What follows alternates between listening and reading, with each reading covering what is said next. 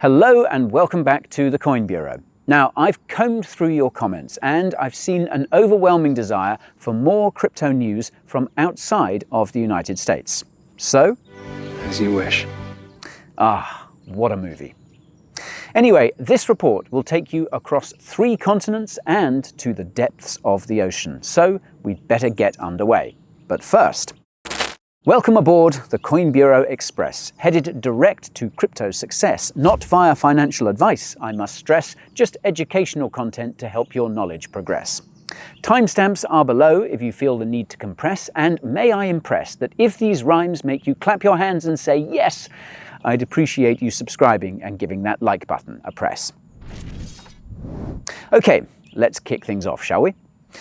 In an effort to get away from the news about the SEC cracking down on Binance, we found a story where the SEC is cracking down on Binance. Well, sort of. The SEC in question is Nigeria's Securities and Exchange Commission. And the target of their ire was Binance Nigeria Limited. Now, when news broke, there was some confusion. Reuters, for instance, insisted that Nigeria's SEC had banned, quote, the world's largest cryptocurrency, Binance, from soliciting Nigerian investors. Okay. On closer inspection, it was revealed that the SEC had in fact banned Binance Nigeria Limited, a company that turned out to have precisely zero, nil, nada, no connection to the actual Binance. Nigeria's SEC ruled that the platform was not registered or regulated, making it therefore illegal. Days later, CZ himself tweeted that his company had issued a cease and desist order to a copycat, quote, scammer entity. Now, Binance Nigeria Limited is the brainchild of an enterprising individual by the name of Ahassan Ifsal Mughal, Esquire. DL News interviewed Ahassan Esquire, who maintained that his company was created so the name could be sold to the actual Binance if it expanded into Nigeria. But not only was he ready to sell the name to Binance, he generously insisted he could offer legal services to the exchange to help it obtain regulatory compliance in Nigeria.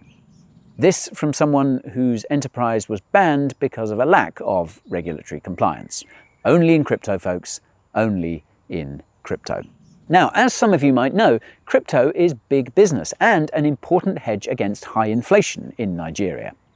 Estimates of the number of crypto users or owners in the country range from 22 million to 32 million, representing an impressive 10 to 15% of the population. This is despite a 2021 central bank ban that prohibits commercial banks from servicing crypto exchanges. It's little wonder then, perhaps, that there is an opportunistic practice of registering known entities in the country. Among the entities known to be registered in Nigeria are OKX Nigeria Limited, Paxful Nigeria Exchange Limited, Huobi Limited, Coinbase Limited, and, the reddest of all red flags, FTX Nigeria Limited. Now, I'll be honest, a part of me is a little disappointed not to see Coin Bureau Nigeria. I jest. Don't even think about it, Ahassan Ifsal Mughal, Esquire. Okay, next we move to the Central African Republic, or CAR. Now, this isn't the newsiest of news, it's more kind of olds than news, but it is important. In March, CAR repealed legislation that gave Bitcoin and other cryptocurrencies legal tender status. Many of you will know that in 2022, CAR adopted Bitcoin as legal tender, becoming the second country following El Salvador to do so. The decision fanned flames of hope among crypto proponents who thought that this could spur other countries into doing the same. But no, it was all a little too ambitious. A product of enthusiasm built up during the dizzying heights of the last bull run, perhaps. The FOMO, my friends, is real. You see, CAR is one of the world's least developed states and has been in the grips of a decade-long civil war that has left swathes of the country beyond government control. According to an estimate from 2020, 9 out of 10 Central Africans do not have access to the internet, which you kinda need in order to use Bitcoin. Now, the CAR story underscores a broader point. Although Bitcoin has made strides in providing financial access to the unbanked population worldwide, it is crucial to recognise that the digital currency cannot single-handedly address a nation's fundamental infrastructure challenges. It is hard to build a house if you don't have the bricks. Now, we'll leave Africa and head to Europe, where the EU is making a big bet on blockchain. That's right, the European Commission is launching a new body to oversee the development and implementation of a blockchain that will bridge the gap between European citizens and public services. The EU's blockchain aims to integrate a range of public applications like holding citizens' digital identities and wallets, tracing and verifying goods, storing licenses to more easily transfer between countries, and more. The Brussels bureaucrats are reportedly already having conversations with their counterparts in other jurisdictions to explore blockchain use cases. One such example is sharing academic credentials with Canadian authorities, according to CoinGeek. The site also suggests the venture is likely to be a private permissioned blockchain rather than a public permissionless one. And there's a link below if you want more info on the different types of blockchain. Now, true to fashion, this new body comes with its very own bureaucratic acronym, the EDIC, which stands for the European Digital Infrastructure Consortium. It aims to, quote, compete with other large-scale blockchain groundworks like South America's LACchain and China's blockchain-based service network. The EDIC is expected to be up and running sometime in 2024. We'll leave the EU now for the UK, where the Lords and Ladies of Britain's upper house of Parliament have voted through a new bill that could recognise crypto as a regulated activity in the country. Not to be outdone by its EU counterpart, Parliament has stirred up the alphabet soup and assigned it the acronym FSMB, which stands for the Financial Services and Markets Bill. Now, the FSMB is a 340-page beast of a bill that was introduced in July 2022 to create a more competitive financial services sector here in the good old UK following Brexit. Like the EU's MiCA bill, which is set to come into effect in late 2024, the FSMB will, among other things, provide regulatory clarity on cryptocurrencies. So, what does the FSMB contain and when could it take effect? Good question. While the original bill included a proposal to regulate stablecoins under the UK's payment rules, amendments have been put forward to treat all crypto as a regulated activity. Draft legislation could also make crypto advertising a lot trickier. Indeed, the proposed rules would require any type of advertisement to be approved by an authorised entity. Now, while some are concerned about the tight scrutiny around advertising, regulatory clarity will be welcomed in many circles.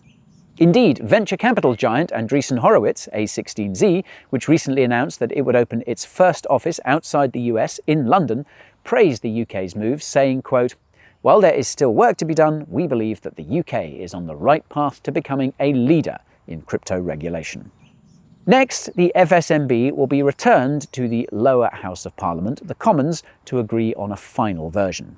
Specific rules for the crypto sector could come within 12 months, presuming, of course, that the bill is approved and not sent back and forth for further deliberations between the House of Commons and the House of Lords in some game of parliamentary whiff-waff. So, watch this space. All right, let's move away now from regulation to a case that continues to offer drama, the trial of Do Kwon in Montenegro. Now, if you're new to crypto, Do Kwon is the boss behind the $40 billion collapse of Terra UST and Luna, which sent ripples of destruction across the crypto sector, which we continue to feel to this day. He is accused of orchestrating a multi-billion-dollar crypto asset securities fraud and, together with some former colleagues, is wanted by authorities in the US, South Korea, and Singapore. Taking a leaf out of 80s video game sensation Carmen Sandiego's book, Carmen San Do Kwon went into hiding for many months after the collapse of the Luna ecosystem before being arrested in March as he tried to board a flight from Montenegro to Dubai. Now, the court in Montenegro has convicted Do and Terra executive Han Chang-jun of document forgery. The two men used forged Costa Rican passports as they tried to leave the country before their arrest. In addition to the two Costa Rican passports, authorities have also confiscated two Belgian passports belonging to the men. When faced with the charges, Do pleaded not guilty. He maintains that he was not on the run in the first place and argues that he bought the Costa Rican passport through an agency in Singapore, believing it to be a part of a legitimate golden passport scheme available to affluent applicants who fast-track their way to citizenship in certain nations. Anyways, speaking of the weird and wonderful things that money can buy you, let's turn to our final and perhaps most bizarre story of all. Charles Hoskinson and the Pursuit of Alien Remains. There is a franchise movie title if ever I heard one. Now, the creator of Cardano has bankrolled and is part of an expedition to find an unidentified celestial object that crashed near Papua New Guinea's coast. In 2014, according to scientists and the US Department of Defense, a, quote, meteor of extraterrestrial origin hit the Earth. And so a Harvard astronomer and his student are leading a team to find the debris. The $1.5 million venture is funded by Hoskinson, who, when he's not fending off Twitter critics who want him to focus on Cardano, has been tweeting regular updates about the expedition. At the time of writing, the expedition for the first detected interstellar meteor, IM-1, excitedly revealed the discovery of so-called spherules. They are hoping to find more, which would help detect the meteor's path and help them potentially retrieve a large object. The hope then would be to figure out if it was manufactured technologically by another civilization and answer one of life's great questions, whether there is or was intelligent life beyond Earth. Now, I for one am intrigued. Could this provide unprecedented celestial insights and spur an X-Files meets Men in Black blockbuster? Who will play Hoskinson? Bullish for Ada? Who knows? Time will tell. Now, I should add that this isn't the first unusual venture that Charles has been involved with. In March 2022, he participated in a $75 million funding round for Texas-based bioscience startup Colossal, aiming to resurrect woolly mammoths and other extinct species.